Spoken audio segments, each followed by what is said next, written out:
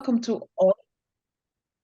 to all of you to this third and last day of the training, of the RENATE training on supply chains and human trafficking. We start with our morning prayer. Right. It's a short reflection from Pope Francis.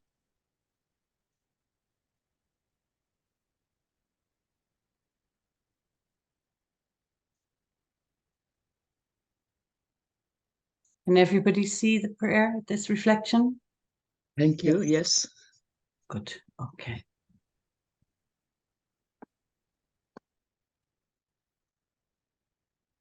So over to you, Roman.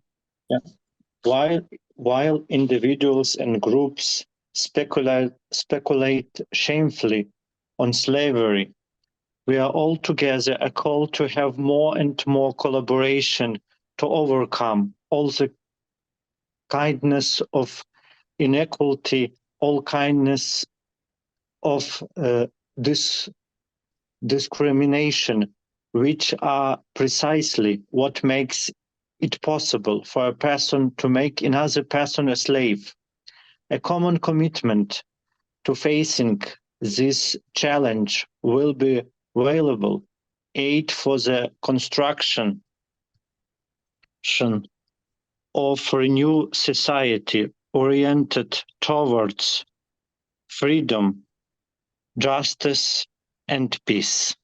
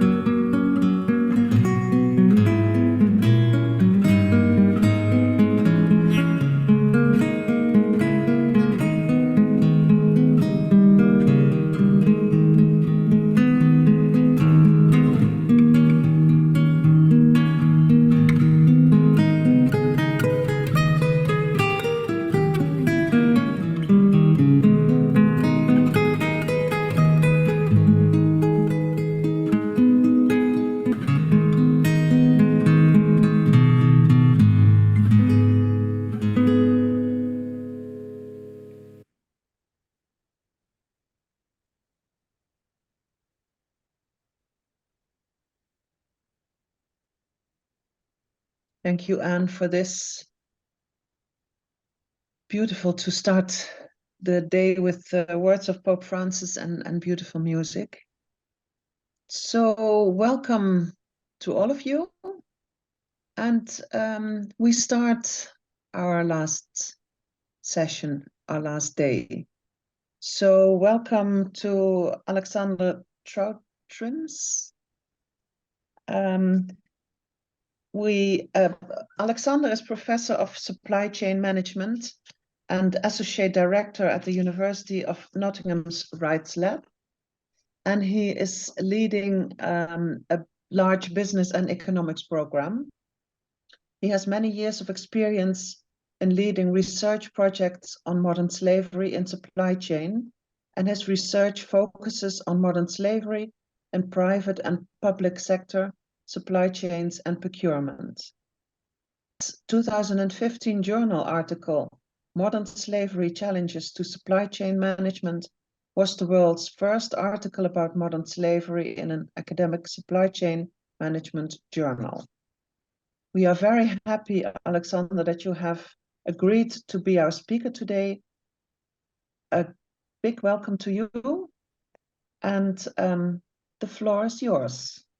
Oh, and let me remind everybody to switch off your phones and to mute yourself here on Zoom. Okay, Alexander. Wonderful. Good morning, everyone, and thank you very much, Yvonne, for the very kind introductions. I really appreciate the invitation. I'm really pleased to be able to speak to you today. Like Yvonne said, my background is in supply chain management, and I started working on modern slavery around 2014, 2015. And really because modern slavery and exploitation challenges many of the ways that we educate our business students and the way we teach people and managers how to operate supply chains. And so that felt like something that we really need to work on as an academic discipline.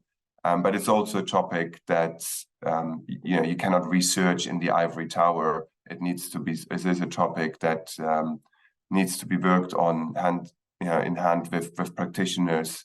I was telling Anne in the preparation for today, actually some of our research is based on, for example, testimonies that religious communities have collated from victims, which have actually helped really to understand the phenomenon of modern slavery, why people are ending in exploitation or exploitative situations.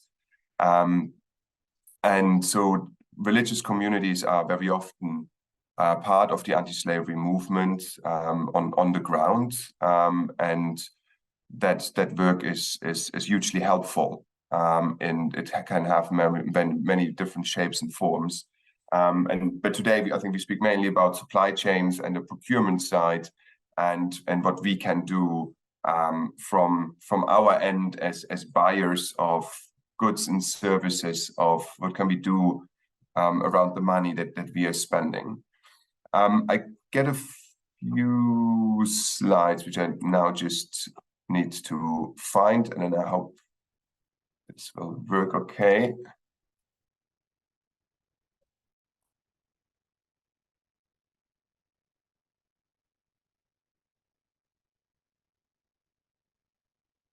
Yes, this looks good.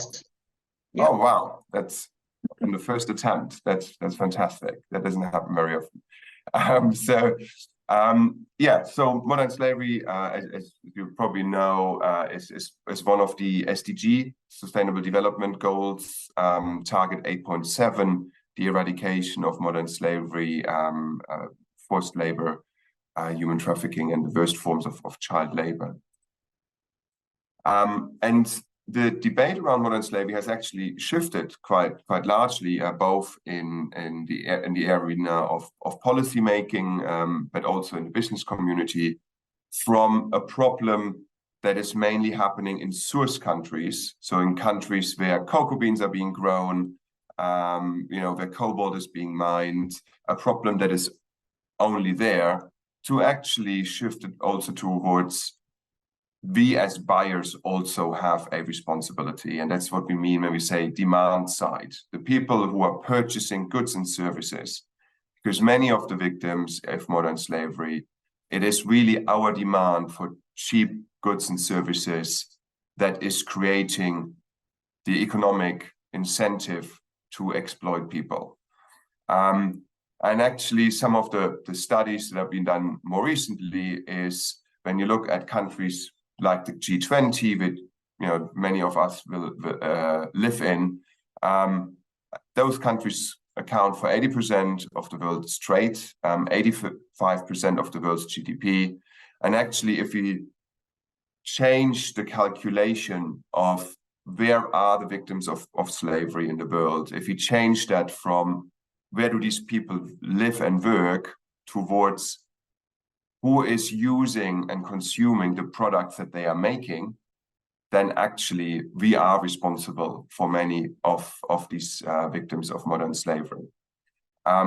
So this is really what we mean with demand-side responsibility, and that is a huge shift in the way policymakers, but also businesses think about how they do business. So businesses for a long time have globalized, offshored, bought from all over the world.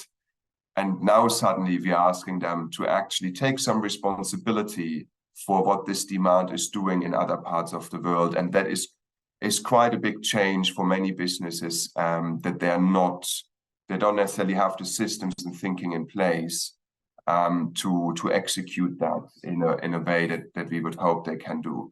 So this is also a learning curve for many businesses. And when you speak to the companies that you're buying goods and services from, you will probably notice that some of them are much more ready for this conversation than others.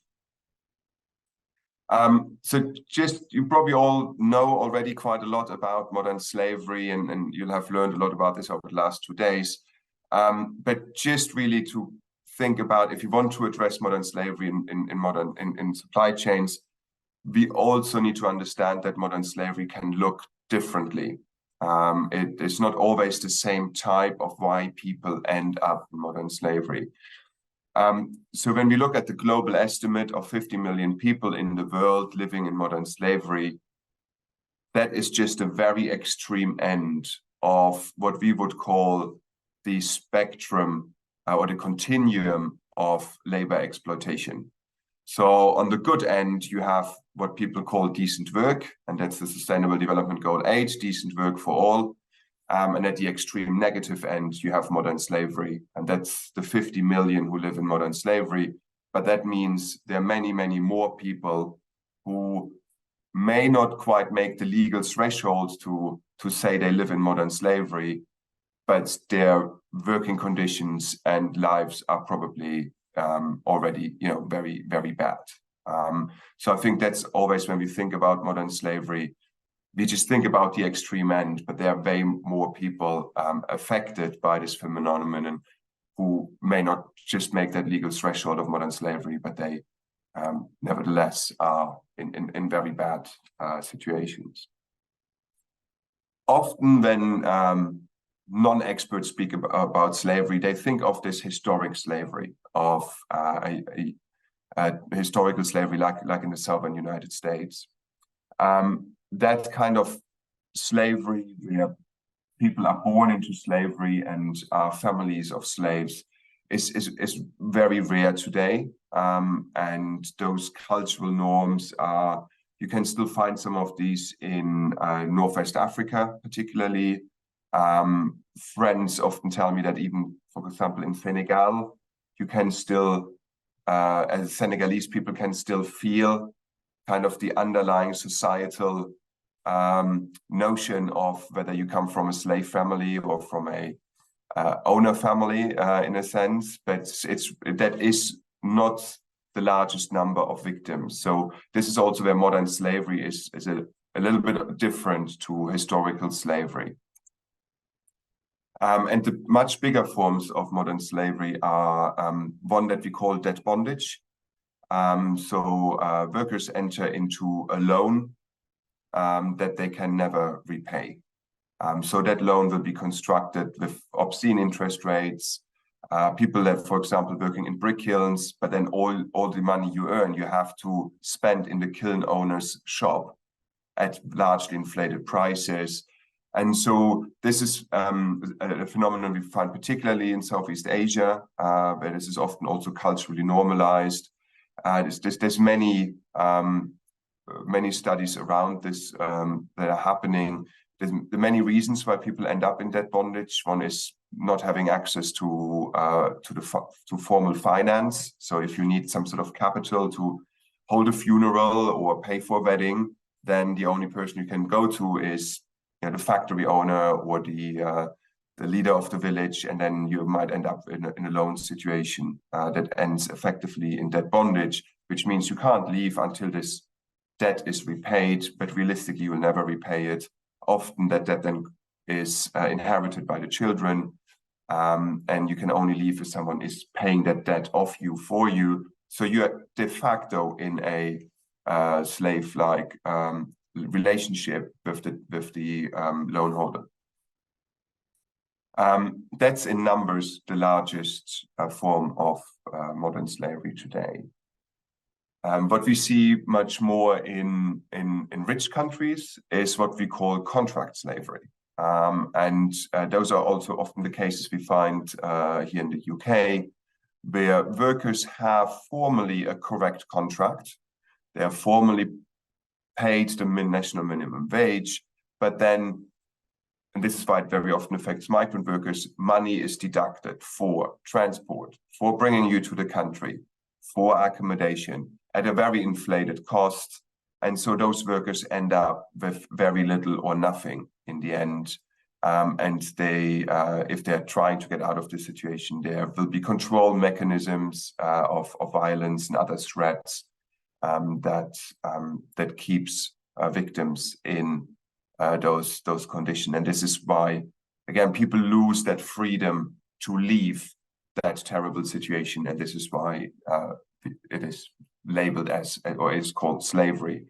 This is what we refer to when we speak about contract slavery. So there's form on the surface correct paperwork, but then when you look just a little bit deeper, and one of the companies I work with, for example, they just went through all the workers on their payroll and looked at the address where they are registered.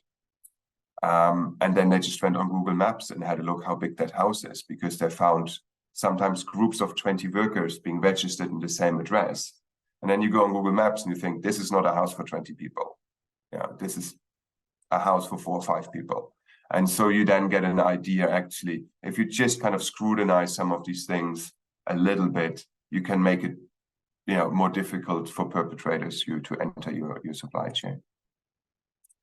One phenomenon that we find a lot in the news, and from a solution perspective, we probably know the least about so far, is what we call state-sponsored slavery.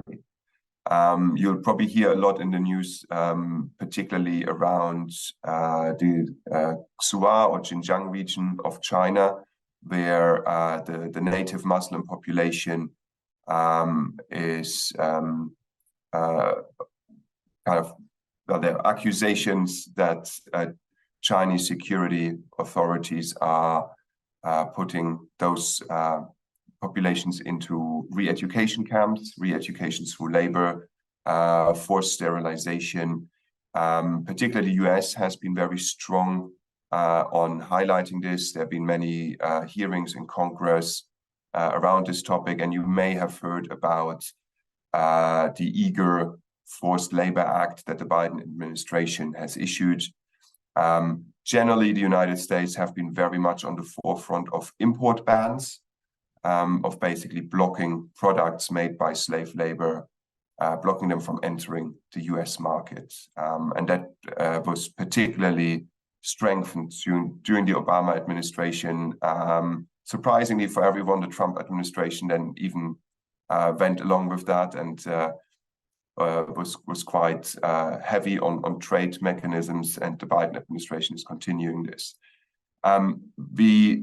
we see some of these kind of state-based trade embargoes actually being quite successful. So, for example, Uzbekistan last year had its first harvest, slavery-free cotton harvest, so it used to have forced labor in its cotton production as a result of a post-Soviet production system. So every harvest season, every nurse, every teacher had to go and harvest cotton if they wanted to or not. And that has been stopped. So we see some successes, and I think this is also really important when we work on this topic area. It's very easy to get depressed and to kind of see the bad, but we see real results in this agenda of the demand side taking responsibility and taking action.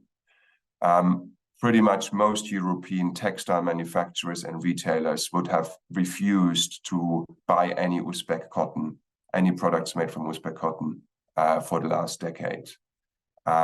So this is really quite a success story that Uzbekistan has undertaken, but that doesn't mean the problem is solved worldwide. It's good that we learn more and know more about this as a global community. But the moment you go to a procurement manager and you say, I don't want to buy anything from China anymore, that's not really possible because of the global integration of supply chains. You might be able to say, I don't want to buy anything from Uzbekistan, but not buying anything from China, you would probably stop most companies from functioning. So that is a very difficult task. And when the state is involved, that is very difficult. Looking at the demand side is also modern slavery is more profitable than ever in human history. So the price of a slave is lower than ever before. The chart you can see on the screen is from my colleague, Kevin Bales, and he created an index of the cost of a slave. How much would you have to pay to buy a slave throughout human history? You can see sometimes the price of slaves was quite high. So they were an important asset, a big investment, for example, in Roman times, an important input into production. And then you can see with the more recent growth in global population, the cost of a slave today is lower than ever before in human history. So for perpetrators to get access to slaves is relatively simple for perpetrators because we have so many people in the world who are in desperate situations. If you just think about the desperate people that are going across the Mediterranean on rubber boats in the hope of a better life in Europe, you can imagine how easy it is that many of these people end up in slavery conditions in some of their work in Europe, and the kind of how relatively easy it is to enslave some of these desperate people. So we know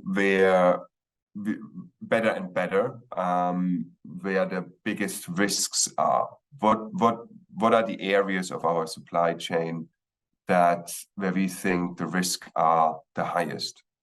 And so in one of the groups I led for the British standard 25,700, which is about what organizations can do against modern slavery, we group them into risk factors around geography, the labor market, migration, vulnerable groups, and then the kind of contractual setup.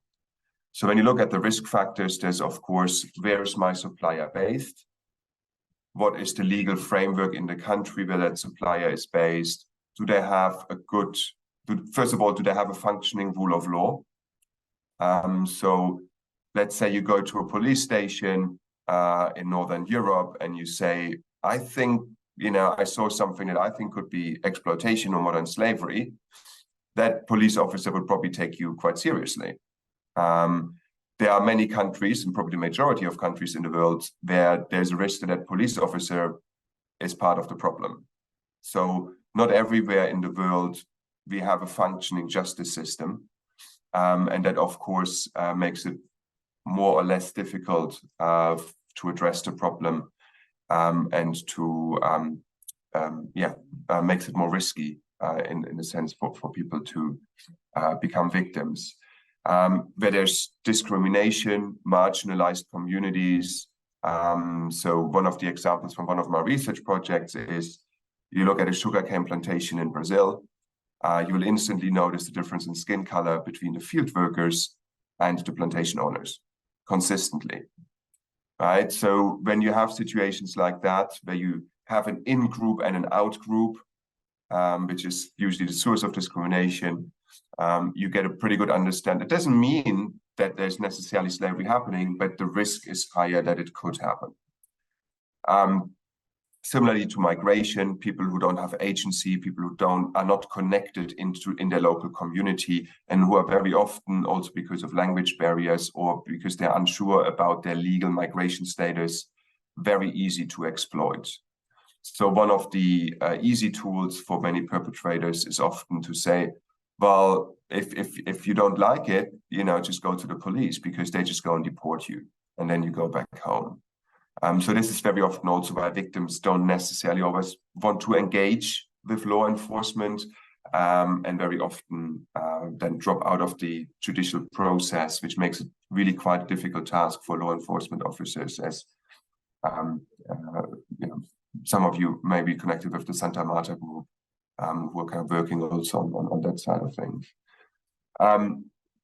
There's a strong correlation between corruption in a country and modern slavery as well. We also know, certain groups like women, young people, disabled people are just more vulnerable to modern slavery. And then when we look at labor contracts and outsourcing, it's actually are these people really working for the place where they work, or is there some sort of a middleman, an agent? How did they get that job? And that's sometimes really difficult for managers to understand, because we usually apply for jobs through a formal recruitment process. And, we kind of are registered with the tax office and pay our income tax and so on. There are many people, even in Europe, particularly migrant workers, who get a job through Facebook. So you're part of a Facebook group and somebody says, I got a cleaning job for you in this other European country.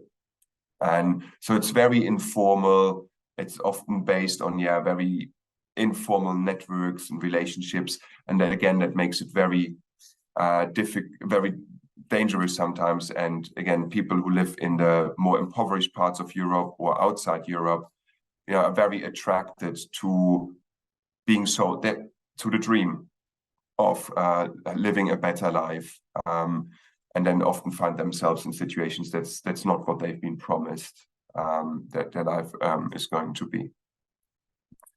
And even some of the companies we work with who think they have not really much of a risk. So let's say a software company would often think, well, all the people around me are on really high salaries, right? There's nobody here at risk. And then you think, well, who's cleaning your office at 2 o'clock in the morning, right? Where is that computer coming from? And then when you actually think about some of these supply chains, you get more an understanding where these risk pockets are. So they don't necessarily always have to be inside your own organization. They can be. So for example, if you are a Deliveroo or an Uber or a cleaning company, you might have many low-paid migrant workers in really quite precarious situations, but it could also be a firm where that risk sits in a, much further away from you, in a computer manufacturer in inland China. Or when we look back at the COVID pandemic, there was a lot of forced labor going on in Malaysian rubber glove manufacturers. So these were products that we all used all the time, but the workers who were making those were actually in situations, many of them were in situations of forced labor. So this is then much more difficult to address because it is happening further away, but it doesn't mean we can't do anything about it. So I think I've been told you really enjoy breakout rooms. So what I thought we would do for the first breakout room is to think about where in your supply chains are vulnerable people. where do these vulnerable people work? Are they in your organization yourself? Are they further away? And yeah, what are the goods and services that your organizations are mainly buying, and where are they coming from? Who's delivering these services? Who's making these products? And I think that would be a very good starting point to think about what we can do about modern slavery. The next step would be if Yvonne, if you could lead just processing briefly general feedback for maybe a couple of minutes, not from everybody and anybody, but if we just give a taste of what was discussed before Alex will continue on with the next set of slides. Does that work okay, Alex? Yeah, sounds fantastic. Great. Yes, I'll do my best. My neighbor has decided to really pace up the drillings. For now, he's quiet. So can we have a few reactions from the breakout rooms? Perhaps start with my group. Denise, could you say what struck you first? We were talking about companies which we would use particularly. And I mean, the one that struck me that I mentioned first was Deliveroo, because it never occurred to me that there would be slavery there. But we also mentioned Amazon, and there were 4 of us in the group from different places. And then Ailish spoke about the whole chain line of chain supply list. As you go farther and farther back into it, it's not enough to look at the immediate. You have to look beyond that and see where these are made, and what products are used, and how the products that are used are gathered, and so on. So there's it's a big digging area, really, I would say. That's, I think, am I fair in that? Yeah. And what you mentioned as a last point about transport, because that's also something we really have to look into. Yeah. The transport and its effect on the environment. The local transport maybe, but there's also the heavy transport across the seas, which is very environmentally damaging, and Ailish was mentioning that as well. Yeah, okay. So anyone else from the other groups who want to add something?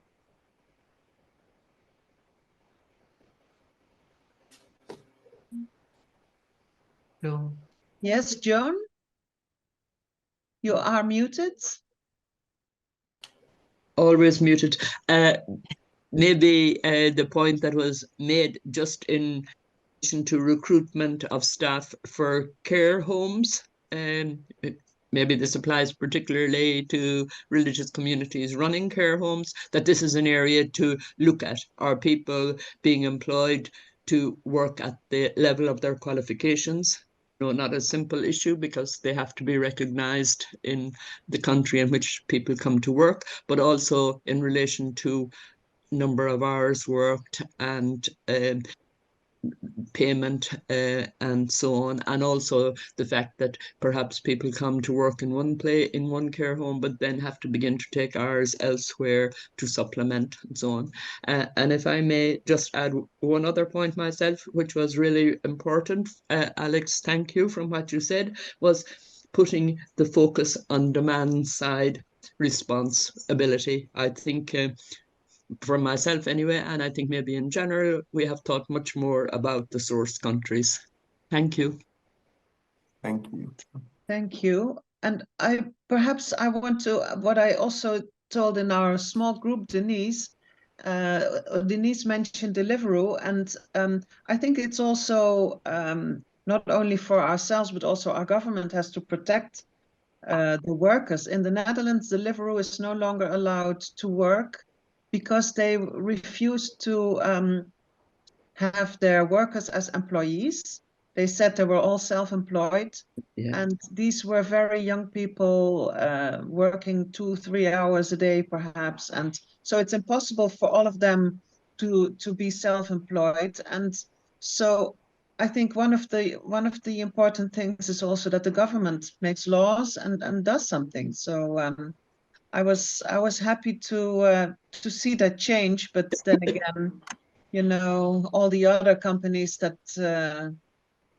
do the same work. I don't know if it's any better, but okay. Is there somebody who wants to add something to this at the moment, or shall we ask Alex to continue? Can I just say, Yvonne, one of the things that exercises my mind, but it only gets as far as my mind, is the whole coltan industry and the fact that we are so dependent on coltan. Now it's for electric cars, which everybody's aspiring to, those of them that can afford it. But the mobile phones as well. And I was listening to a sister last week from Congo, and you know what the situation is there, particularly for the children. Now, the thing that exercises my mind is there is no way back. We are stuck with this stuff. So there's no way you would start where people would boycott their mobile phones. It's not possible. So it's just one of the things that bothers me. I mean, demand, of course, is there. And, you know, my poor old phone, as you know, is so old. But it's just so invasive, so all-embracing, that where do we go with that? I mean, the sister was suggesting, for example, that maybe if the mines, which are largely owned mainly by Canadian multinationals, the pressure has to come from Canada or wherever. I mean, I'm sure there are English, UK multinationals there as well, or certainly multinationals from all over the world who are involved in the mining of coltan. That's where the pressure has to come. And Alex is quite right. It's the demand. But how do you have demand when the problem is so all-pervasive? Over to you, Alex. Yeah, thank you.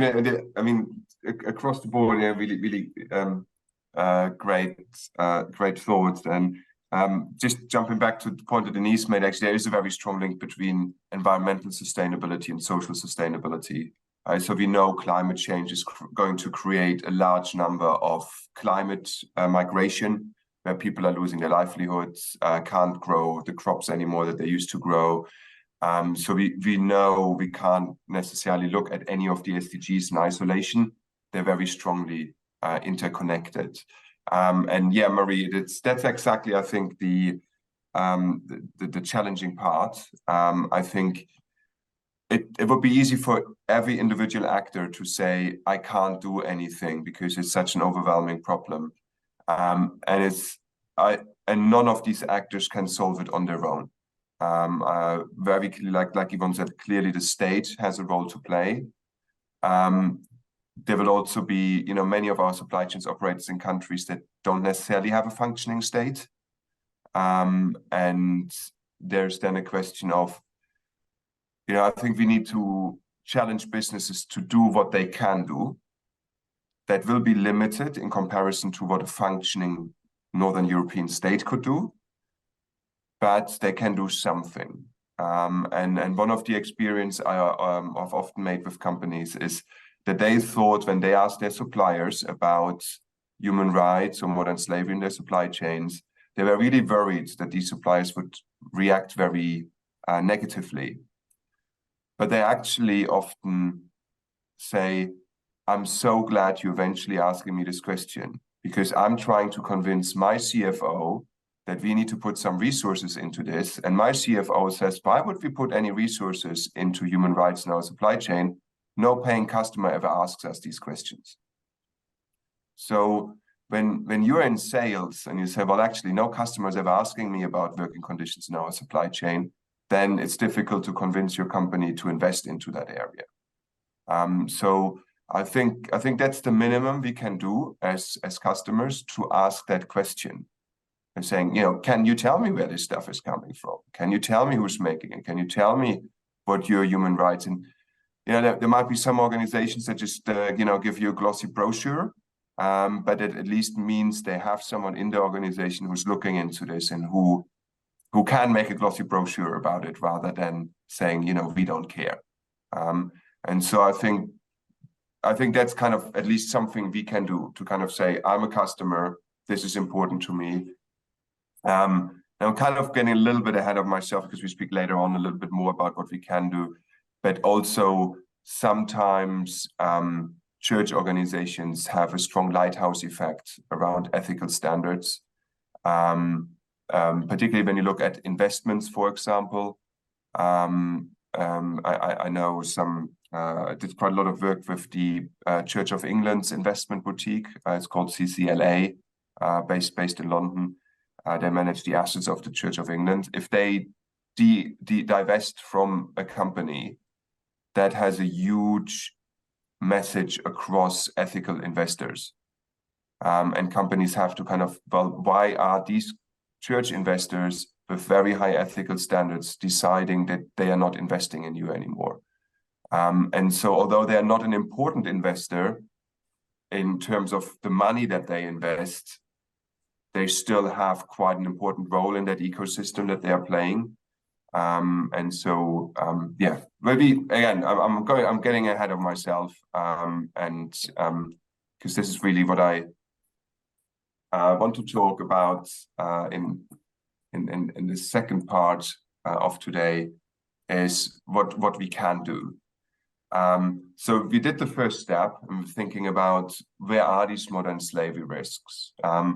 Where is it that my organization is particularly active in? You refer to, for example, care homes. I believe someone from the Diocese of Sydney was speaking to you earlier this week. So they identified that I think schools and care homes, hospitals, is an area where they're actually a very dominant player. And so there might be similar things where organizations are a relatively important economic player, but even if not, it's important to think about what is it that I'm buying the most. What are the areas where I can think about making an impact, and you will not have a 100% modern slavery-free supply chain tomorrow. Probably also not in the next 5 years, or there's always a risk that someone in your supply chain is doing bad things. But you can reduce the risk, and it's important, I think, to focus on those areas where you can have the most impact. And so I think that's where we need to be realistic about what are the resources we have, and what we can do, particularly when it's in sectors like care homes, where it's a very tight, that government funding for care homes is very low. So a lot of economic pressure on costs. So we sometimes are limited in what we can do, but it doesn't mean we can't do anything or we shouldn't do anything. So what are our levers? Often procurement. I'll speak a little bit more about that in a moment. But also, for example, sector initiatives, right? So when we speak about care homes, do we have platforms where the care sector is coming together and where we can speak about that this is a problem, and where we can think collectively about what we do about it? Are there obviously communities like today, right, where we are bringing people from kind of the same sector together and thinking about what can we do?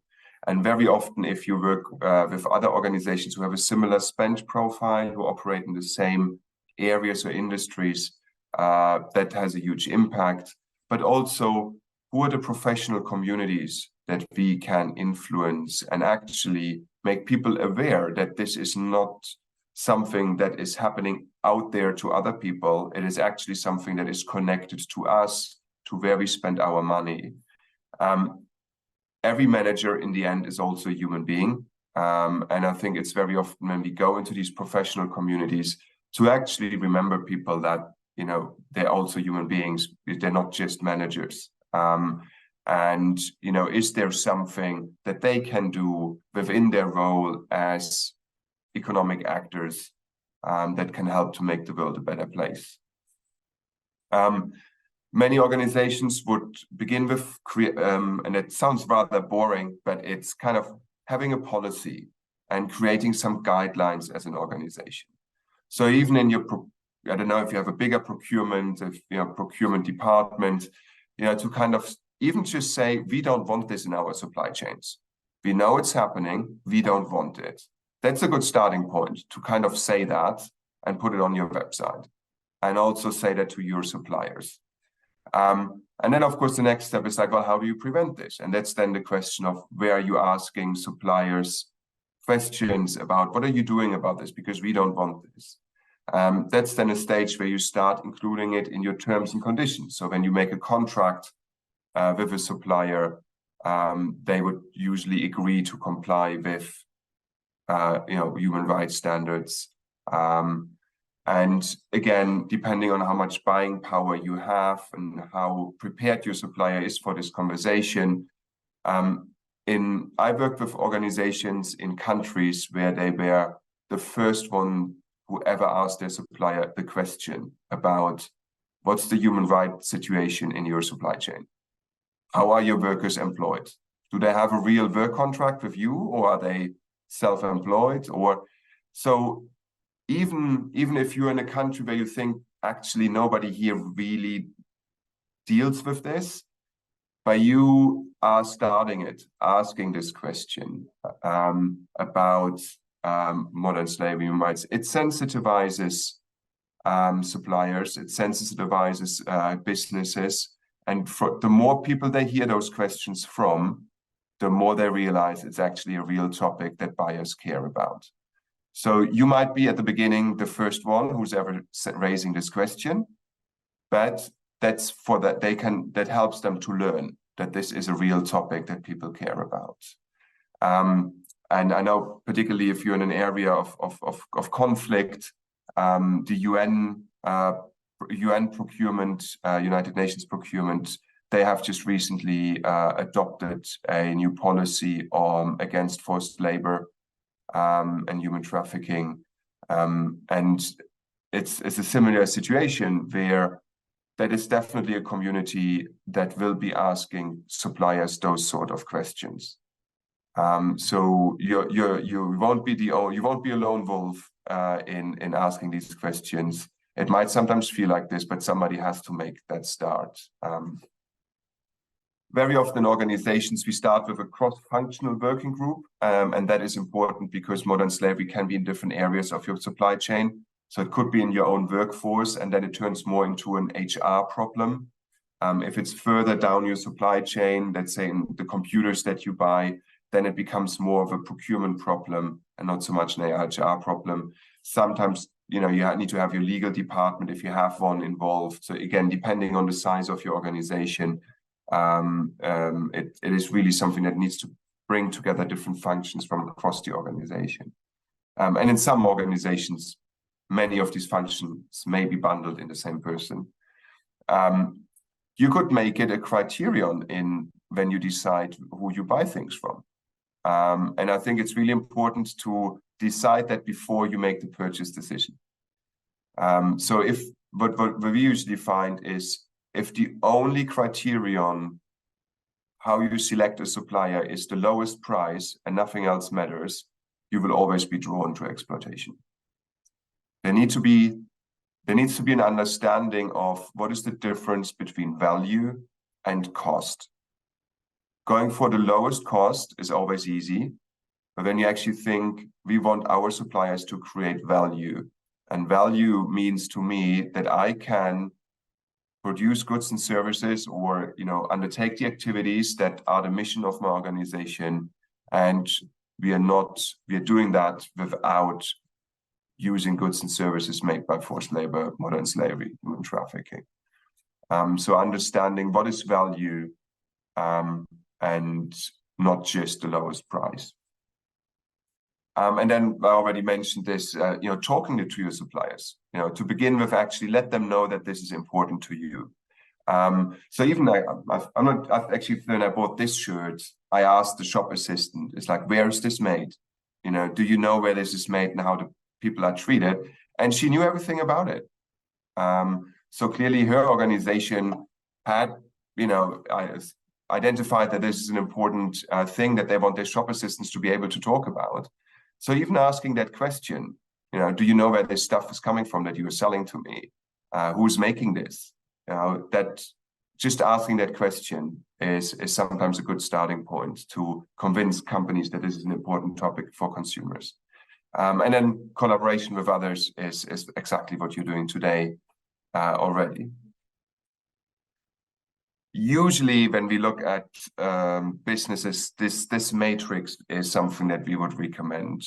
And it really helps you to understand where you might want to focus first. So if you're buying lots of different things, you have many different suppliers, many areas that your organization is working on, where should I start? Because you're right, it is an overwhelming problem that is all around us. Where do I start? And so we usually would think, where do we think our modern slavery risk is the highest, and where can we influence and change that problem? That would be my top priority. And then second is kind of where you have high risks, but it might not be that easy to influence. I think it's still important to recognize that there is a problem. So again, for example, your computer supplier, that would be a typical area where you could say, actually, I need to think a bit more longer term about what we can do here. Because you're right, if I stop buying mobile phones, you know, Apple won't care if I stop buying mobile phones. You know, Sony won't care, and none of them. So there is something where we need to maybe think a bit of a longer term strategy, which starts with, you know, maybe just asking the right questions, or, you know, thinking about how we can do things step by step and start with communication and so on. And maybe buy through consortia. So this is also often smaller organizations are part of procurement consortia. So they all bundle together their request for computers, and then they have one big contract, so they're getting a better price. And if you're a member of any of these consortia, you know, you could also raise a voice at these consortia and say, I want, you know, what are our criteria when we buy computers on ethical standards, on human rights compliance. So this might then kind of help you to bring together buying power from many actors in areas where you don't necessarily have much buying power yourself. And then really kind of groups 3 and 4, if the risk is quite low, particularly if you don't really have the ability to influence, you might want to deprioritize that area. And for the simple reason, not because you shouldn't be doing anything in that area, but because you can only spend every hour of your day you can spend every hour of your day only once.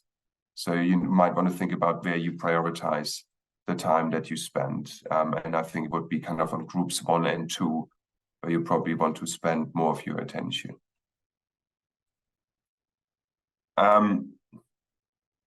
I just somehow put the same slide in there, which I really didn't. So this is actually, sorry, I need to go back into my old slide desk. I think I did a bit of a mistake there by having the wrong slide. Let me just stop this one and go back into what kind of question I really wanted to ask, which this happens when you try and just finish your slides the night before a presentation. And here we go.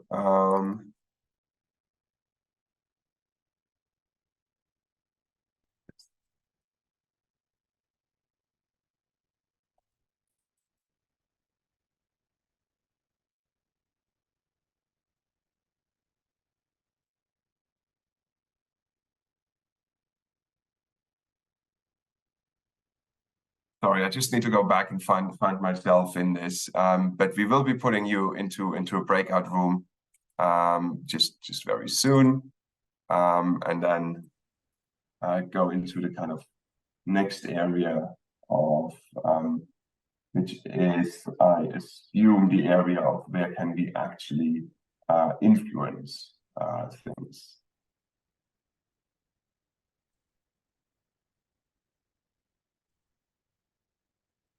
Yeah. So this is really what I want you to do in breakout room number 2, please. Is you have screen share there if you can, Alex. Yeah. Let me just get back to it. I think it's still It's sorry, still got the, I think, earlier slide on there. Right.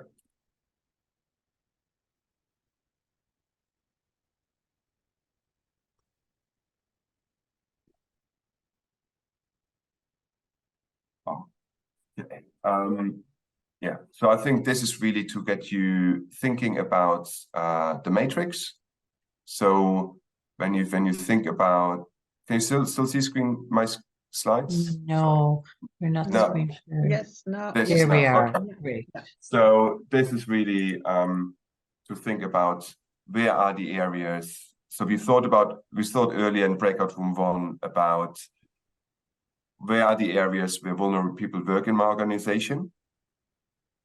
And so in the next step, I want you to think about where are these vulnerable people in my organization, and are they in areas where we buy a lot and where we potentially have influence on suppliers. That will vary hugely between how large your organization is and how much money you spend on certain things. But if you can think about the goods and services that you buy, where you identified vulnerable people, and where you think you might have some leverage, some points with suppliers, and that can be very different. So there might be suppliers that you have done business with for 30, 40 years as an organization, and you actually think, look, there is a lot of trust. We've known these people for a long time. We can have these difficult conversations, because if anyone goes to a company and you say, can I just check with you if you are responsible for some atrocious human rights violations, that's not always a comfortable conversation to have. And also, like I said earlier, often conversations businesses often not prepared for. But again, if you have a longer term relationship with a supplier, that might be easier. They would also be interested in continuing to have business with you. And so also think about, if you don't have a gigantic procurement budget, think a little bit about what other levers you could also have with suppliers. We have known suppliers for a long time, and you could use that. I guess you could call it soft power a little bit as well. Thanks. Okay, so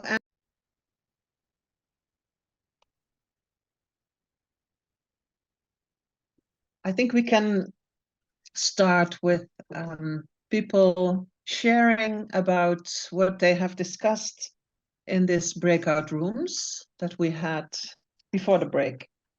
Anyone who wants to say something? Wants to start? Perhaps I can start.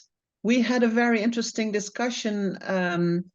Elish mentioned that we have spoken before about this. In the Netherlands, you have this, what we call fair phone, and that's a mobile phone that is circular, so it can be repaired. They try to work in a fair way. They try to look after where all the components come from. And Elish has been trying to buy one in Ireland. And I think you can just buy it as a device, and you can get it from a phone company, or you can have your own phone company working on it. You can, it's Android, I think, so you can just have all the apps. And I was just about to put it in the let me see, is that everybody? Everybody see this now? No. The group chat. So you can well, perhaps do a little bit about it, but it's a challenge. It's always a challenge. Anybody who wants to say what their group has been discussing? No, can I just say, I think that sometimes you get depressed about the problem is so big. But I was referring back to apartheid in South Africa, where people, you know, came together. I mean, there was a big campaign in Ireland, in Dunnes Stores. For 5 years they were on strike. I was down at the South African embassy most nights protesting. And it just, you felt like this was just a huge system. It was never going to be toppled. And it was. Not that things are great in South Africa now, they're not that great. But at least it was something that you felt it could be achieved with enough people. And so I'm not going down the cobalt route with that one, but just to say that sometimes we have to remember the good campaigns that we had that worked. And somebody in our group was mentioning Make Poverty History, that we had the last Jubilee campaign. That was very successful as well. And so to use memory as well as a stimulus, as well as wanting to move forward. Yeah. Okay. Eilish? I just want to add to what Mary has said there. Those workers in Dunnes Stores were originally schoolgirls in the Holy Faith Convent in Dublin. And they had a teacher called Audrey Claxton, who was a past pupil of our school, one of our schools here in Dublin. And they learned very early to become, you know, fighters for justice in South Africa, because every week they sat down and every one of them wrote a letter to South Africa. Every single week they did that. So then when they left school and they went to work in Dunnes, they became those activists. And they were invited to South Africa subsequently. So you can start quite early, even in our schools, our program for schools, you know, the boys and girls. I just want to add, Eilish, thank you for that. I wanted to add the school strike that is Greta, you know, the girl from Sweden started. The whole youth is full of fighting for environment because of her small seed that started. So I fully agree with never get hopeless, but it's a big struggle. And what also was discussed in our group was the whole point of awareness raising that we have been doing on anti-human trafficking for a long time. We really have to rethink how to add the whole part of supply chain into our awareness raising programs. Because until now we have mainly focused on here, what we see here. But what Patricia was saying in the RENATE film, it's like it's always in my ear. Who is paying the price? Who is paying the price? Someone is always paying the price. So I think that's something that we really have to put into our awareness raising campaigns. Anybody else who wants to add something from the breakout rooms?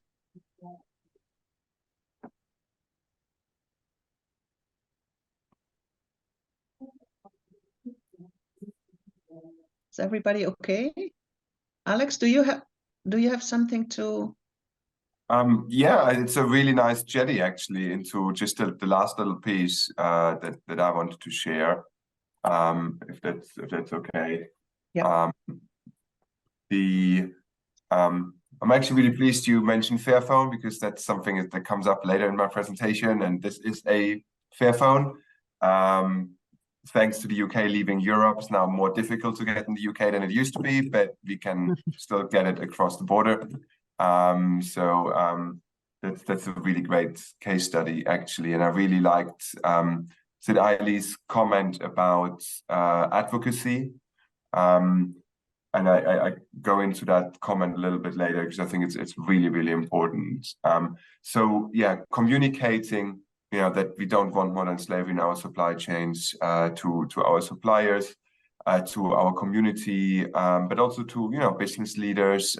It's not just businesses who buy stuff, also the state buys a lot of things. You know, people in decision makers who are part of our communities that we can influence. And like I said, some suppliers are more ready for this topic than others, and that will depend a lot on geography, and who their other customers are. But it's important just to raise the conversation, particularly when we have bigger contracts, to avoid. The really tricky bit is, what if you find out that there is modern slavery in a particular supply chain?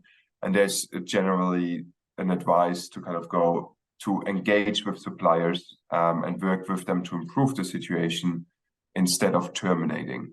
So this is, of course, always the tricky bit. And you mentioned cobalt in Congo earlier. What if you didn't buy that cobalt? You know, what would these people do instead?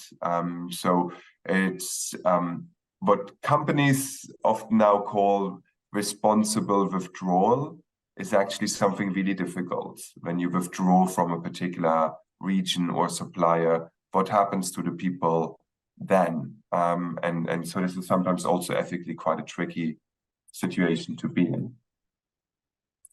There's some really great initiatives. One is, for example, I think they're Berlin-based, called Electronics Watch. So this is an organization, an NGO that really looks into electronic supply, which is typically an area where every individual buyer feels not powerful enough to really change the working conditions in electronics. And so Electronic Watch is really bringing together particularly a lot of public sector organizations. So if that's an organization you come across, they're really doing fantastic work. Similarly, there are other initiatives out there. I'm not necessarily saying you should be part of them, but I just want to make you aware that there are often these kind of multi organization collaborations out there when individual organizations feel they're not powerful enough to really make a change in the marketplace. And then going back to Eileen's comment, actually educating people, also giving victims a voice, and is really important, because these are the people who are the least empowered. I was during the break earlier on speaking to Anne about, you know, what would happen if I disappeared or if Anne disappeared, right? People would ask questions. We would write to our member of parliament, right? We would probably walk into a police station and we would be taken seriously. The victims that we're talking about usually don't have any of that. They are people who have no agency. They're not being taken seriously. They're often afraid of law enforcement. So it's being able to give people a voice, amplifying their stories and saying these people do exist and they exist in our societies. You know, we all walk through city centers and we see homelessness and we see, you know, Deliveroo riders waiting for the next gig economy task. You know, we're giving these people a voice and using our voice for them is really, really important. And you've, as I mentioned, the US trade bans, but you might also be aware of EU human rights due diligence laws that will be coming into place.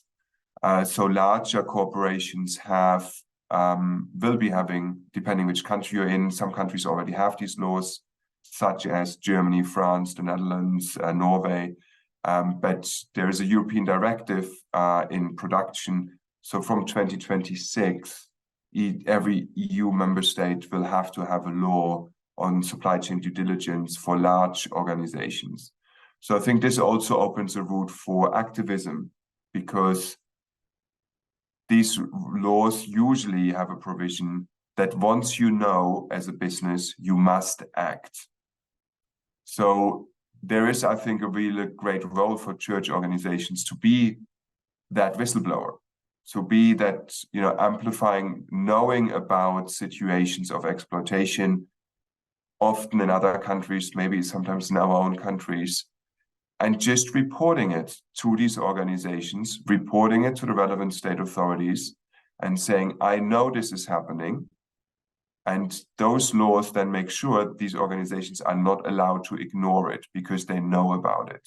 So they will have a legal obligation to do something about it, and they will be large organizations with a lot of economic power. So I think this is also potentially open, and the Catholic Church was one of the main lobby groups for the German Supply Chain Due Diligence Act, which is really a landmark piece of legislation in the international community to shift, to make companies take that responsibility for the demand side if they want to or not. And so I think that really opens a really potentially big field, I think, for church organizations to be those supply chain activists, amplifying voices from the global south and marginalized communities into some of the most important economic actors in our societies. And I think that's like you said, Yvonne, there's a whole generation who is not willing to accept economic circumstances the way they are and economic systems the way they are, but who's interested in social justice. And so there is a generation that is looking for help and direction with that. So this is also really encouraging. Some of the best practices you already mentioned, Fairphone. So this is cutting this a little bit shorter, but is a great example of what we often call preferential buying, where we can make an effort to select suppliers that are doing something better than the others. Many of you will have heard about Tony Chocolonely. Is one of the very few companies. Every chocolate bar in this world probably has a risk of child labor, and Tony's is one of the very few that actually conducted a study and said, we think our supply chain contains 1,701 cases of child labor. That's not great marketing to tell people about that, but this is the first step to improvement, to recognize there is a problem, to understand it is a big problem, and we can do something about it. So there is something, this very first step is often very difficult for companies, admitting to themselves that there is a problem, understanding the problem, admitting that it's big. But we learn more and more every single week.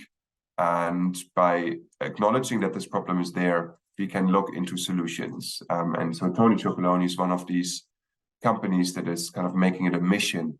And I know there's many church organizations who have global south products that they are bringing to us through a more ethical route.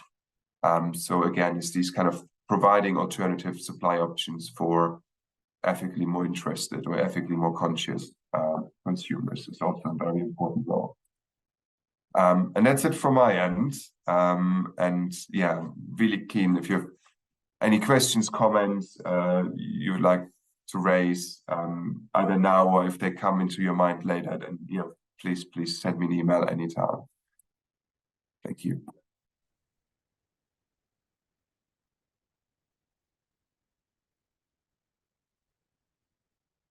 Well, thank you, Alex. This is a fantastic presentation.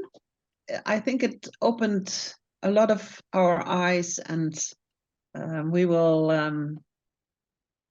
perhaps have to rethink many of the things we do, private life, but also for work or for our organizations.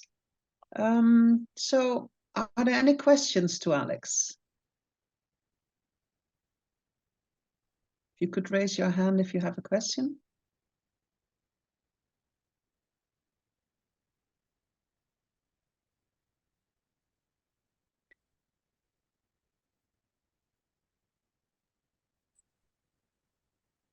Who is the first?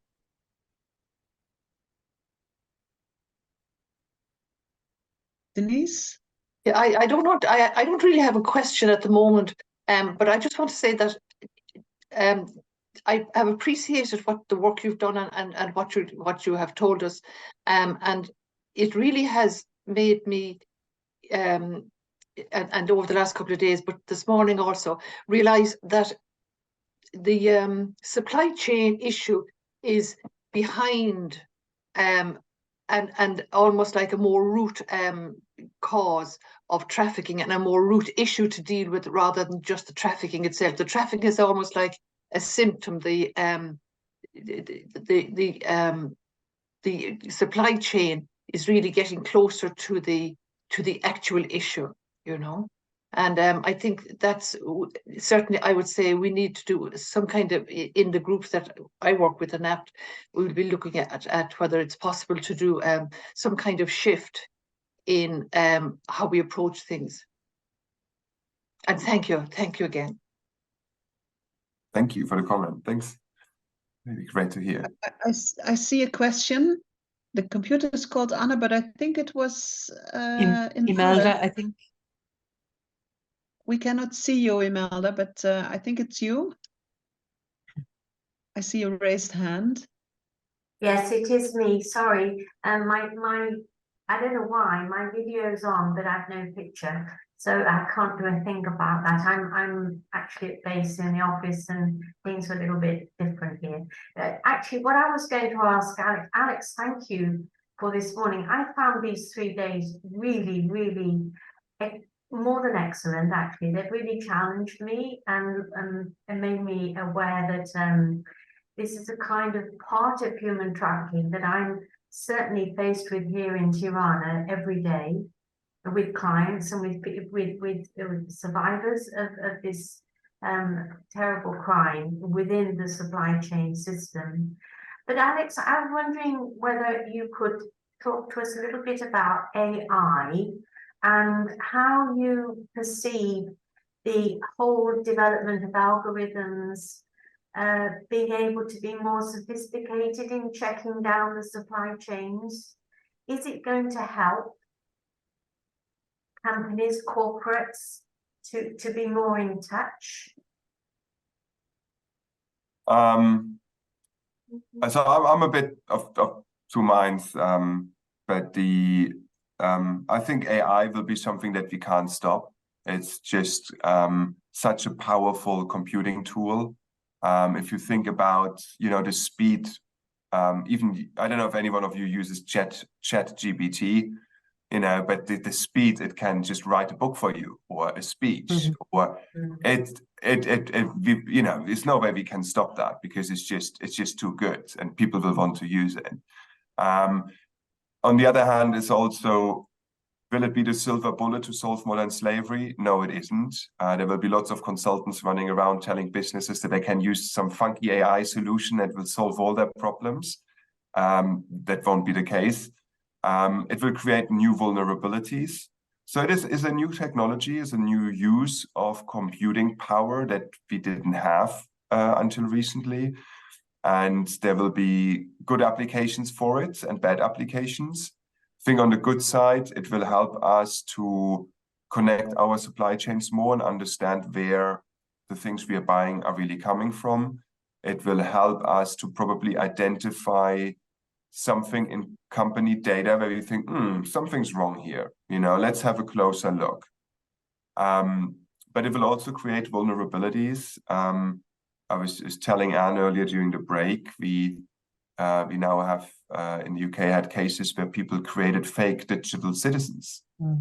So they had falsified birth certificates, and they created persons on the government system. And by the time that fake person is turning 16, you get a national insurance number. And by then you're basically in on the government systems, and you can, hide a victim of trafficking behind that and exploit them, because they will depend on that national insurance number.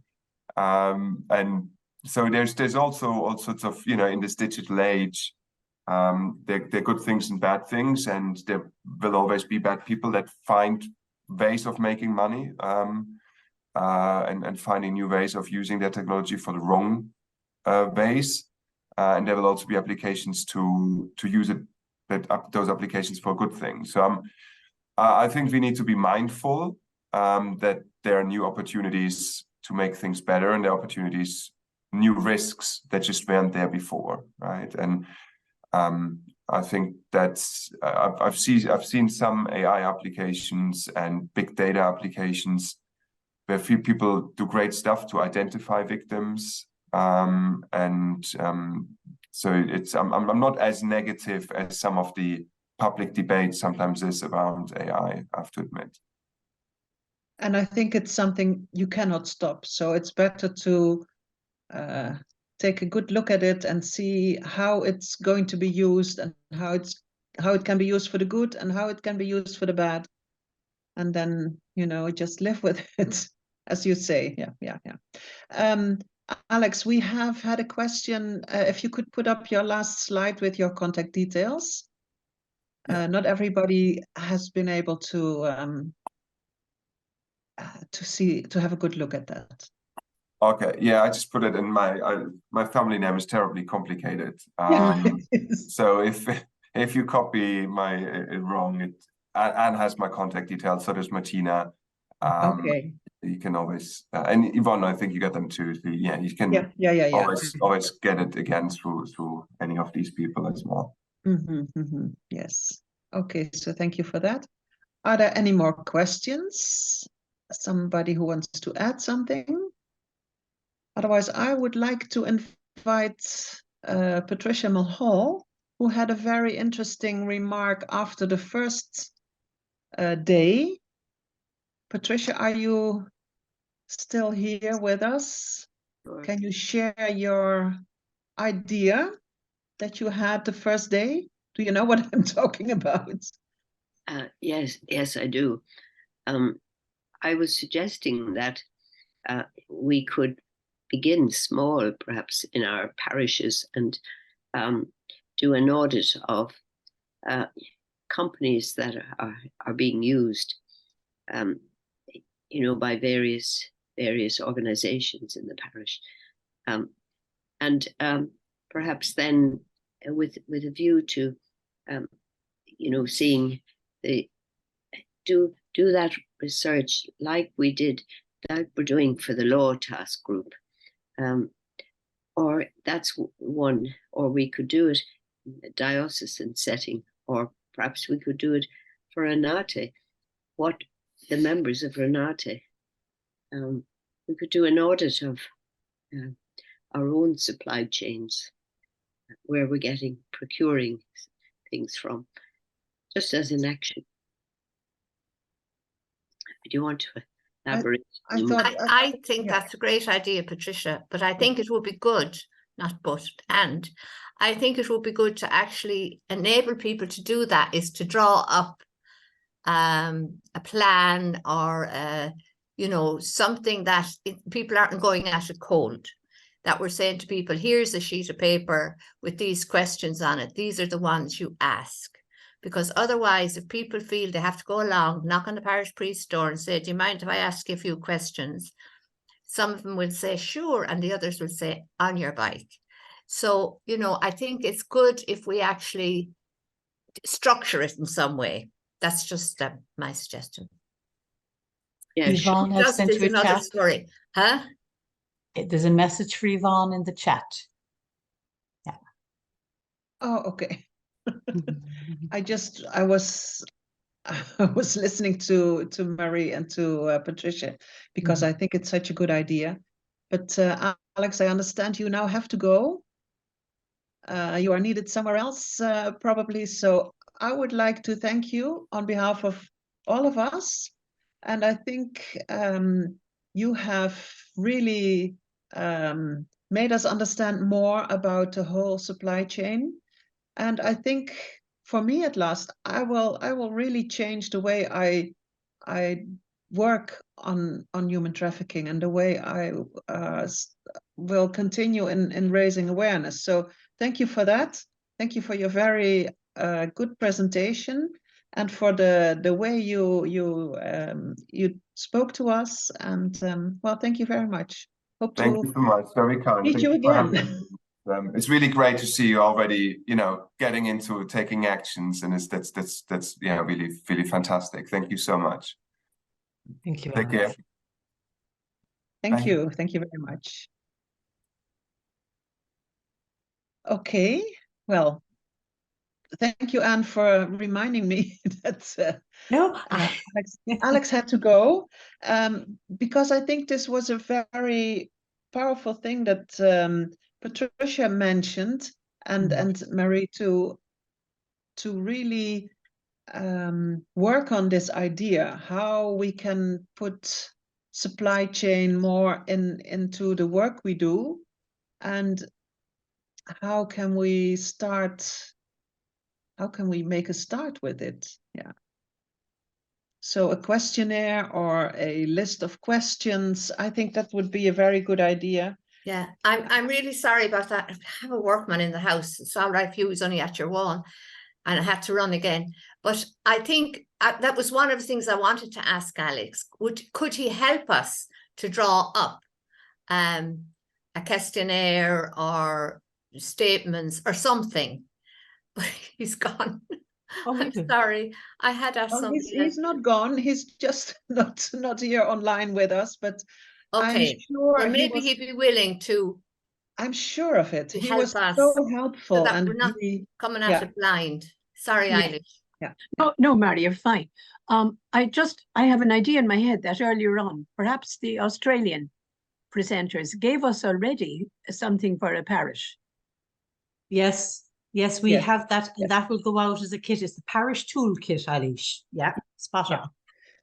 I would say, and that was my thinking when Patricia sent her remarks after the first day of meetings, that the core group perhaps will have a look at all these ideas and draw up some idea for next year or the year after, and perhaps a task group on this topic to see how we can start working on it, and to really see that it becomes part of all the work we all do.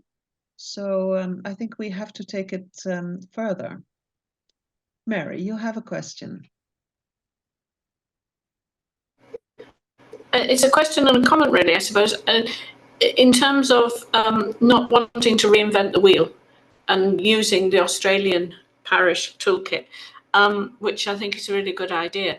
The other thing is that many of the Catholic development organisations have already done a lot of work on supply chain to do with food and agricultural and other products. I know that CAFOD have, and I imagine that Chokra have, and so their campaigns, like the Live Simply campaign, which looks at the parish, is just to engage with them and see how you can build with them. It's about forming strategic alliances rather than RENATE having to kind of reinvent the wheel, but maybe because I'm aware in England that CAFOD have done an awful lot on fair trade and living simply as a campaign, which is to do with environment. But I'm not aware that within that anybody's ever mentioned modern slavery, other than, if you like, child labour in terms of cocoa production and abuse in factories making shoes in Mexico and things like that. That it's to use, if you like, to look at other elements of supply chain to do with where the priest vestments are bought from, where the electricity comes from, anyway, it was just to say how you can form a strategic alliance with those as well, rather than doing RENATE just doing its own thing. Well, thank you for that, Mary. I fully agree, and I think I do it would be very wise to start looking what others have been doing, and what campaigns there are already going on, and how good products are already on the market, and so I think that was it's a very good idea. And for me, it's like there's the whole the whole picture of human trafficking gets larger every year or every 2, 3, 4, 5 years, and there's this other part now that's also connected, the whole supply chain that was really not well. I was aware there was a supply chain, but it's never connected in my head. So I think this is very interesting. Natalia, you have a question or a comment? It's a remark. Okay. How we can work with supply chain, and how we as a network, RENATE, can work on combating trafficking that is hidden somehow in this supply chain. It is a difficult question, but listening to the presentations and thinking about my country, we are not at the same level as Ireland, UK, or Italy, or some other more developed country, European countries. And we are still working with our population, explaining them what is classical, let us say, form of trafficking, what forms trafficking could have. And still we see that illiteracy of our population on this issue. Supply chain is more difficult subject to my mind because human rights violation and trafficking and exploitation and slavery is hidden in this chain. It's my understanding. So and in my country, there are no such companies that I saw here. There are no even awareness that the chocolate could be produced by slaves, and it's not fair to buy this chocolate for very low price. But we have to start to raise awareness about this, to explain. And the first day, the presenter was talking about the legislature. I don't know, do we have proper legislature in our country or not? I don't know what diligence law is. I have Googled and translated it, but I have no idea what is it. So I don't want to say that it's not the subject for our network. We have to react, to raise awareness, but from the getting more knowledge and raising awareness, first of all, the people who are working for counter-trafficking, and later awareness of the total population about this. I would add also that I liked Brian's words about consumers, the buyers that are buying with understanding who produced this or that good.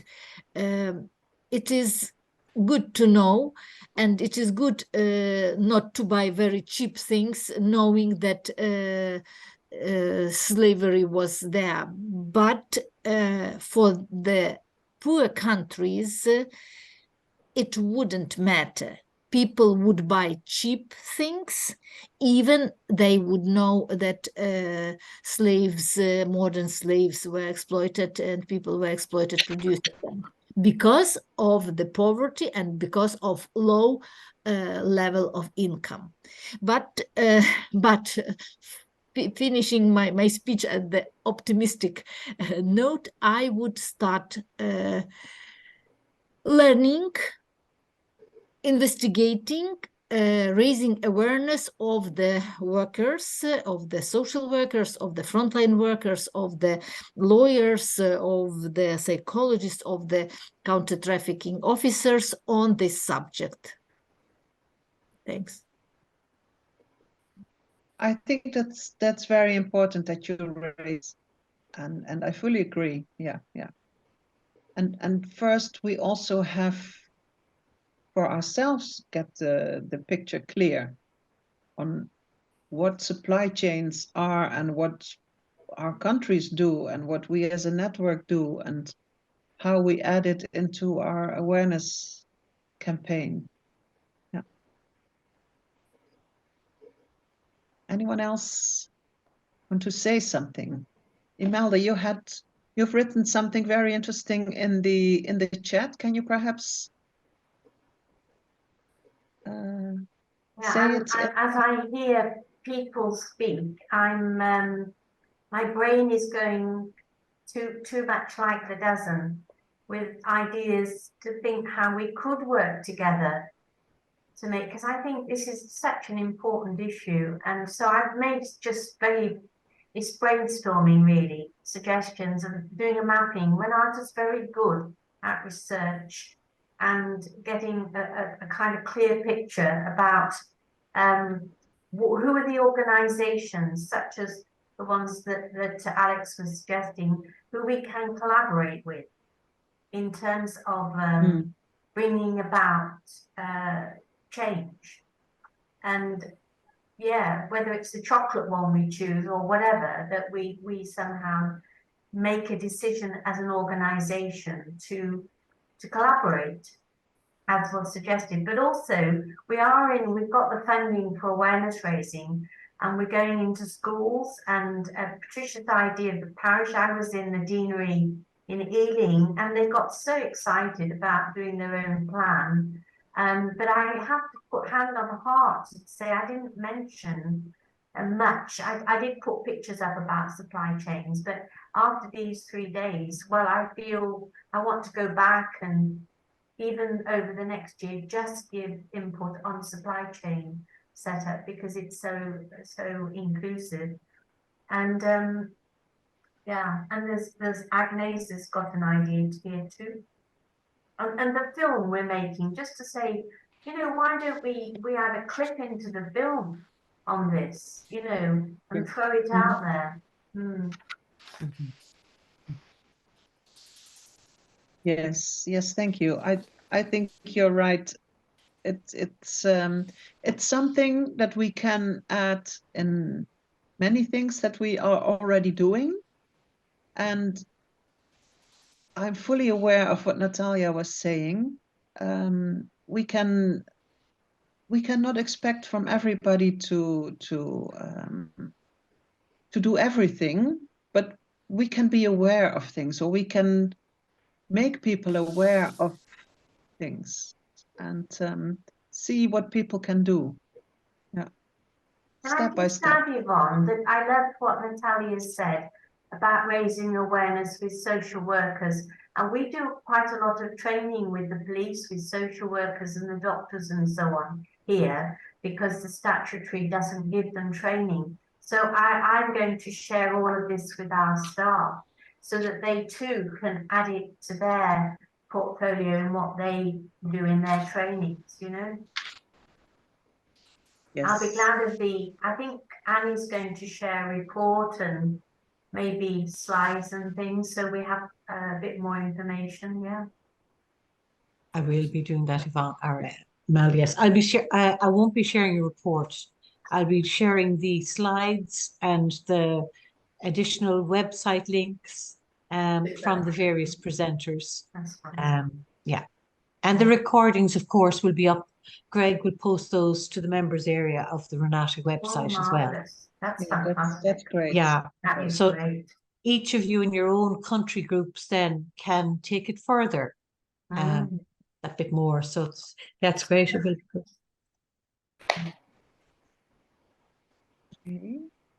Some more ideas or remarks or things to add? I was struck, if I may, I don't want to interfere now on the members working on this, but I was struck by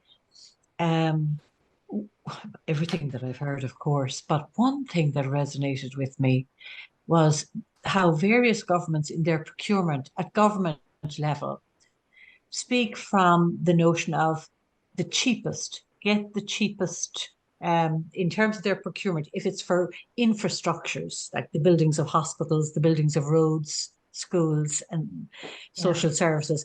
But when you're making your submission, it is the cheapest supplier that one must go for invariably. And then if you go out to tender in the EU member states, it's invariably the cheapest, which is supposed to represent the best value for money.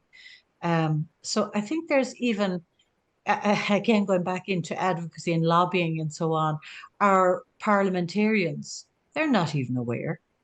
And I think there's a whole education program at the doorsteps when people come looking for votes, as they do. We all have elections coming up. That sometimes you can engage in very meaningful conversations with influential people. I think it's just an opportunity there that's for all of us as we look at elections that are about at the end of this year and next year forthcoming for people. Yeah. Well, we have elections in 2 weeks, so we can. But yeah. You are right, and what I have written down from what Alex was saying, and I underlined it. What is value? And I think that's something that we have to take with us. What is value? It's not always the lowest price, and that's something really, one of the most important things that we can take with us in the whole awareness raising and advocacy work. Yeah, Mary, you have. I think Mary has a hand raised. Yeah, sorry. I was just thinking about what Natalia had said, and also the fact that the UK has left the European Union. But I think that in terms of government supplies and other purchasing, the due diligence legislation does have a significant impact in changing mindsets, and I know that's more likely to be effective than trying to get political parties to change their platforms. I just think that within the countries, those countries that are in the EU could publicise that legislation, and those countries that are seeking to join the EU will have to take it on board. So it will be something that Ukraine and Moldova will have to look at as they apply to be members of the European Union. And it's something that the UK needs to look at on the grounds that we're not in the EU, but that the German legislation may be a good model for us to try and push for. And the second thing I was going to say, which was on the value thing, one of the things in charities legislation is sometimes that you're required by the charities commissioners to actually show that you have value for money, and so it's looking at that legislation to see that the word value is interpreted widely, not just in terms of cost. Can I ask you a question, Mary? Or, well, I think perhaps you know the answer, because many of the words that were used today are not common use to all of us in our own countries. Like due diligence is something I really had to look up, and in my language it would be translated into socially responsible. Would that be a good translation? I think it is, yes. I mean, due diligence is not something that's used regularly in English either.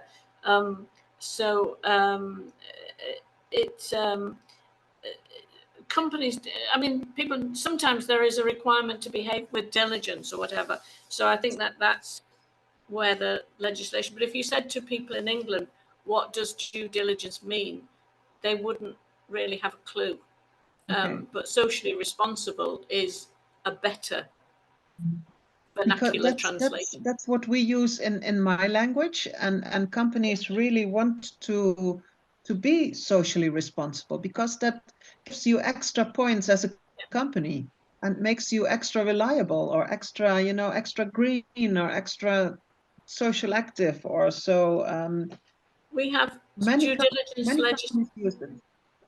We have due diligence legislation in England, but it mainly applies to financial institutions, and it's to do with the tracking money laundering.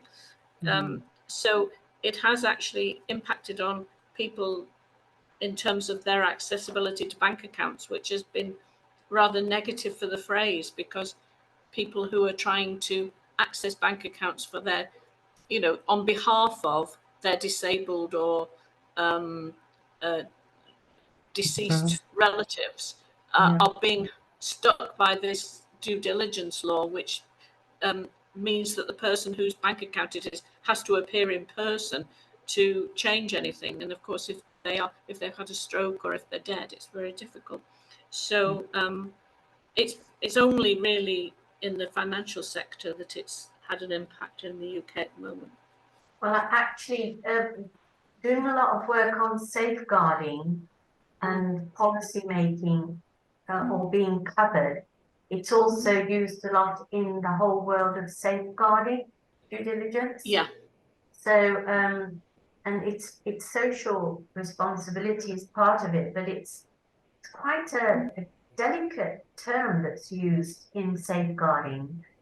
So, yeah, it's quite a technical term for covering yourselves for any eventuality whereby you are protected.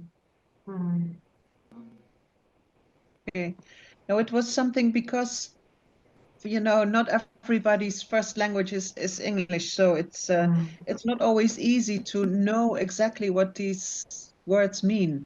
And if you have the right understanding, even if you look it up in your dictionary, then it's sometimes not very clear because a literal translation. Yeah. Yeah. So a literal translation of due diligence is you have applied the diligence that is required for the situation. That's the literal meaning of due diligence. What's diligence then? Diligence means attention to Taking the care. rules. It's also about diligence is about applying the I suppose the appropriate level of. You see the problem sometimes, and language is always one of the things that we really have to take care of, and so everybody knows or everybody has the same understanding of what we are talking about. Yeah. I think we had to start from the definition of some terms because when you are translating or percepting, it's even like a social responsibility or safeguarding, it is getting more and more closer and understandable for me. But when it sounds due diligence or diligence law, I don't know completely what does it mean. Yeah. And now we are people who, you know, whose English is reasonable. So I think for many other people, it's completely blank. Yeah. So that's one of the things we really have to take care of and or to be aware of, that the words we use are, we have to know that we all have the same understanding of it. Yeah. The definition of due diligence is the investigation or exercise of care that is reasonable, that a reasonable business or person is normally expected to undertake before entering an agreement or contract with another party or to enact with certain standards of care. So it's like, what is a reasonable exercise of care? It sounds like a lawyer's explanation. It probably is, yeah. Because and I think that's also the way it is used, especially in business language, no? That you have this due diligence examination or checking, no? Where at times in the course of a contract, it has to be checked, no? This due, if you have done this due diligence exam or Prüfung, no? Yeah. There's Magdalena's money background. And I said, it's your money background, Magdalena. Yes. But a reasonable expectation of care in the process might be different in different countries, depending on their level of, if you like, access to information and No, but also different companies, you know, if one company that was mentioned in my group, like Amazon, they say, well, you know, it's to our standards, or, you know, and it could be not to our standards. So it's also can also be different, not only per culture or country, but also company, or yeah. Interesting. We can start a whole new training about words and understanding of words, and yeah. Yeah, But and this also is how very you can go around, no, with if you have a certain how do you say, if you have a certain signature or you need a signature, you can also require it because it's necessary for your business. Yeah, even yeah. One of the things I suddenly thought that RENATE could do in terms of its awareness raising maybe is you could write to all the university business schools and ask them what training they're giving in their MBA courses or in their courses on modern slavery and human trafficking and the supply chain, just to, I mean, with the same letter going to all of them, just to get them engaged in a dialogue to see how many of them are actually already addressing it, how many of them haven't thought about it. Just, you know, kind of, that would be one awareness raising action that RENATE could do. Yeah, good idea. Good idea. I think Yvonne? we have it all recorded. We will take it with us for our next year's or the year after programs. But Eilish, you have your hand raised. Yes, just on that last point that Dr. Mary McHugh has made.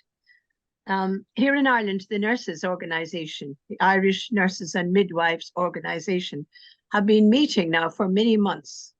And their aim is to have a module on human trafficking inserted into the training of nurses at all levels, nurses, psychiatric nurses, children's nurses, all the rest of it.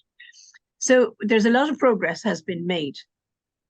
Now, I ask the question, you know, who is in charge of the content of these university courses? And do they have freedom to design and implement their own modules? And the answer I was given was, yes, they have a lot of autonomy in it. However, because human trafficking is a crime, the Department of Justice, as well as the Department of Health, is involved. So it is quite a complex thing, you know, because human trafficking is a crime. It's not like, say, for example, a disease that has broken out and then everybody is trained to detect SARS or whatever the thing is. It is because there is a crime. But they're working very much and made quite a bit of progress on it. And now in the third plan of action, which has just come out from the government, it is there, you know, that people in various disciplines will be trained to, you know, to detect human trafficking in the people who come to them as clients or students or whatever it is. Yeah. Okay, thank you, Eilish. Anybody else who has a good idea, suggestion, something we can take to the next plans that we are going to develop for RENATE? I think we've had a very, very interesting training, very fruitful. For me, it was really an eye-opener on many cases. And I would like to thank you all. And Mary, do you have something prepared for the end of this training? Oh, I thought this is a spiritual reflection. Was I meant to do that? That's news to me. No, I feel sorry because I am sorry because I've been half here and half there. There's lots of things happening here. I missed the first day because I was ill, the second day, and anyway, it doesn't matter. Okay. And do you have a prayer for the end?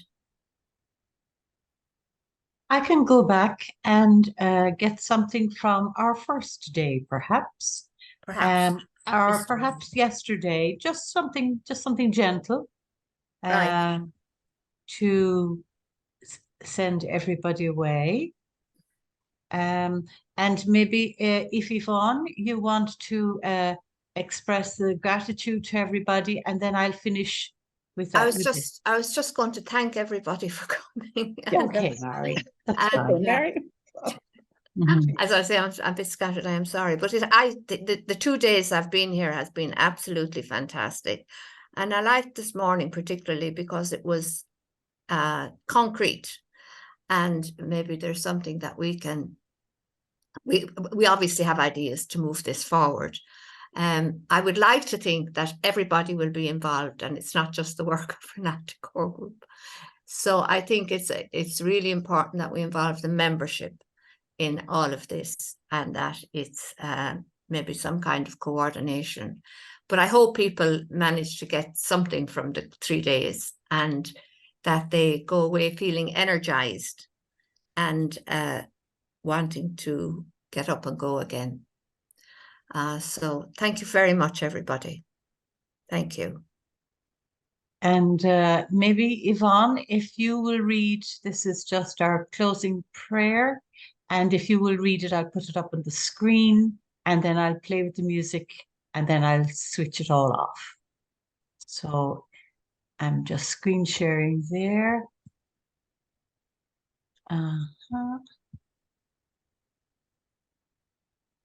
So over to you in your own time, Yvonne. Okay. Yeah, I'll leave the music to the end. Yes, that's better. Closing prayer. Let us take a moment to be aware of God's presence among us. And with each one of us, Lord, guide us in your gentle mercy. May everything we do begin with your inspiration and continue with your saving help. Let our work always find its origin in you, and through you reach completion. We ask this through our Lord Jesus Christ, your Son, who lives and reigns with you and the Holy Spirit, one God, forever and ever. Amen. Amen.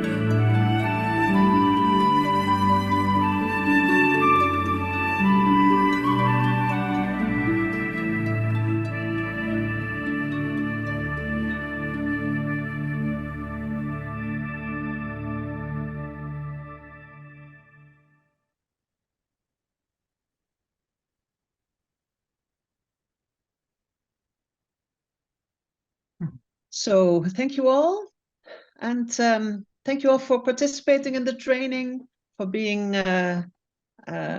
present all the time, and for your ideas. And well, see you next time. Bye bye. Bye bye. Thank you very much. Very much. Thank you. Bye bye. Thank you, Yvonne. Thank you, everybody. Thank you. Thank you. Thanks.